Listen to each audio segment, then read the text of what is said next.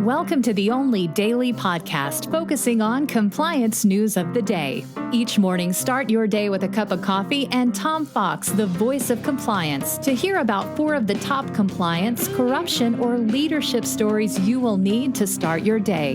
The Daily Compliance News is a production of the Compliance Podcast Network. February 13, 2020, the Hesiod edition. First up, the Bank of San Juan Internacional agreed to pay $1 million to resolve a federal investigation into money laundering. As reported by Mingy Sun at the Wall Street Journal Risk and Compliance Journal, prosecutors allege that the San Juan Bank laundered millions of dollars related to transactions and loan agreements with the Venezuelan state-owned oil company PdVSA. The U.S. imposed sanctions on PdVSA in 2019 in an attempt to cut off an important revenue stream and cripple the government of President Maduro. The resolution followed a civil forfeiture of tens of millions of dollars and close to 5 months of civil litigation between the bank and federal prosecutors. As part of the resolution, the DOJ agreed to return $53 million in seized funds to the bank and end its investigation. From the Financial Times, news that the former Pemex boss was arrested on corruption charges in Spain. Emilio Lozoya, the former boss of Mexico's state oil company Pemex, was arrested in Spain, becoming the highest profile official to be detained on corruption charges under President Andrés Manuel López's anti-graft drive.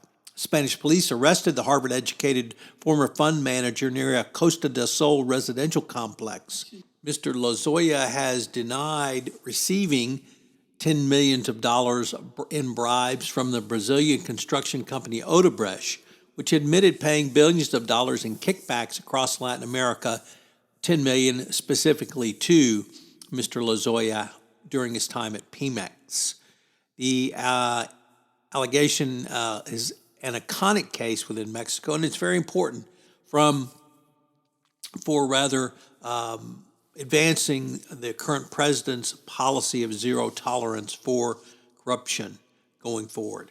So it's not clear if Mr. Lozoya will fight extradition, but at least the Mexican government has made this arrest.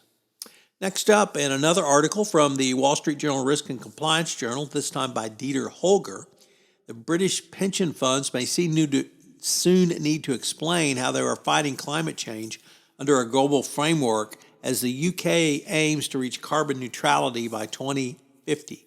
The UK's Department for Work and Pensions said it proposed an amendment to the Pension Schemes Bill that would require pensions to disclose their climate change strategies under the Task Force on Climate-Related Financial Disclosures, a voluntary framework that is being used by companies on a global basis. And finally, we end today with a very interesting article by, first of all, found in NPR.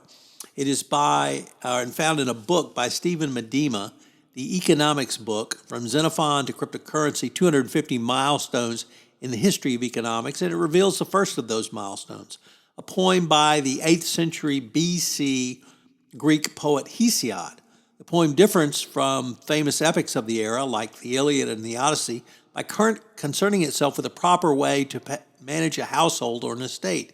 Hesiod and his brother Perseus had inherited a large estate from their parents, but Perseus had squandered his half and was bribing local officials to let him seize Hesiod's share as well.